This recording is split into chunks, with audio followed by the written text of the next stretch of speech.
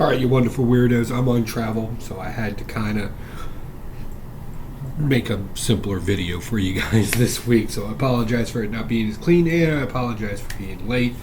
But let's go ahead and jump into this. Just what I picked up. Batman Dark Patterns. I'm really liking this. The whole concept of the wounded man being a villain in it. Making people feel the most amount of pain that they can possibly have. And the fact that Batman can't fight him because he's got, like, I don't know how to put it, nails and stuff in all of his vital areas where if he so much as touch it, it may kill him. Breaking Batman's rule. So yeah, I like this. It's scary, it's creepy, it's a good read. Next, Silent Night.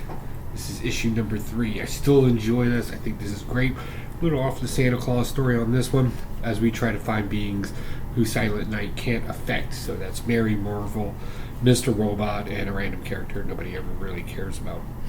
But for the most part, and Ula comes on here, who I'm guessing is playing either Mrs. Claus or something to that effect.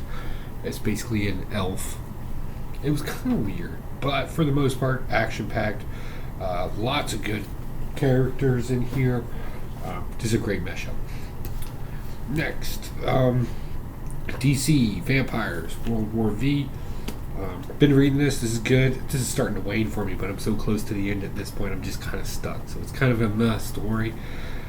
More about the superior baby, the prophesized child, if you will, and how Big Bertha wants her daughter back, but she's a vampire now. So that leads into problems, right? Because vampires. Kingdom's falling. Barbara Gordon's still the queen of vampires. She's not dead.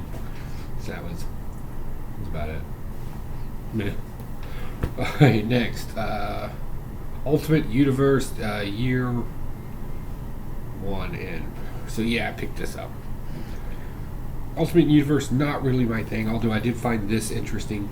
Again, it's an alternate universe, so like the Agents of S.H.I.E.L.D., and this one's the Hand, right?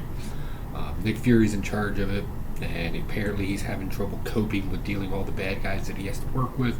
Decides he wants to kill them all, but oop, magic happens.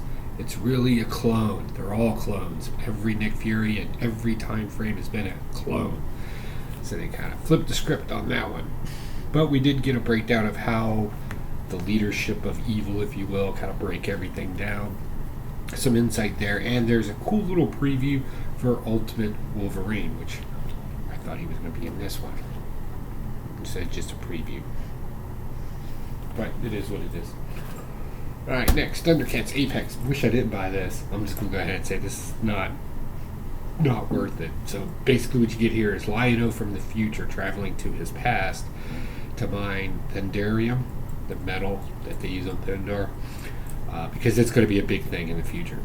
And apparently he's had a very, very hard time as most of his friends and stuff have died, so he's coming back to try to prevent that, like, time-changing travel type story. But then this immediately goes into the main story as well after this issue, so it's not necessary. Next, Transformers. What has more heart than Transformers? I never thought I would ever call a robot having more heart than most modern stories, but this does. This was great. Optimus Prime, kind of dealing with the loss. He's also still, remember, he still has the human inside of him in his Allspark, if you will, or in his Spark. And it's kind of affecting him more and more and more. We're seeing it kind of come out. That's pretty cool. We get the Combaticons and the Destructicons. Looks like they're going to have a fight. You know, those are the 5 robots on each side that make a bigger robot. From robot to kaiju robot. What do you call it over? The giant robot, I guess. Would be a kaiju, would it? I don't know. Doesn't matter. Starscream's still attached to a Cobra Hiss tank as he rolls into battle to do some fighting. Non-stop action. Body parts flying everywhere. Robot body parts. It's just fun. It's engaging. It's easy to read. Love it. Also, it's very fast-paced as well. I feel like as a comic book reviewer, I need to start using terms like that. It's very fast-paced reading. Okay. Next. A little holiday horror, why not? We got Shiver suspense stories. Again, same thing that EC's been doing, and been doing well, I might add. A collection of stories, all Santa, Christmassy themed, and of course they all turn into horror. at the end of the day. It's great. Okay, not really a whole lot to report there. And Creepshow. Creepshow's really just been, I don't know, just kind of messing. There was one good story about a puppet in here. I'm thinking about making a puppet in the Evil Lair, actually. If I should do that, let me know. And something about Egyptian gods. There was a thing in the 20s and 30s where everybody was doing Egyptian-style parties, ancient secret nonsense, and they kind of played off of that in here a little bit. Other than that, that's my comic book haul and review. Again, I am sorry, but I am out of town. I am traveling right now. So, good things to come. Right? And we'll see y'all soon. Bye.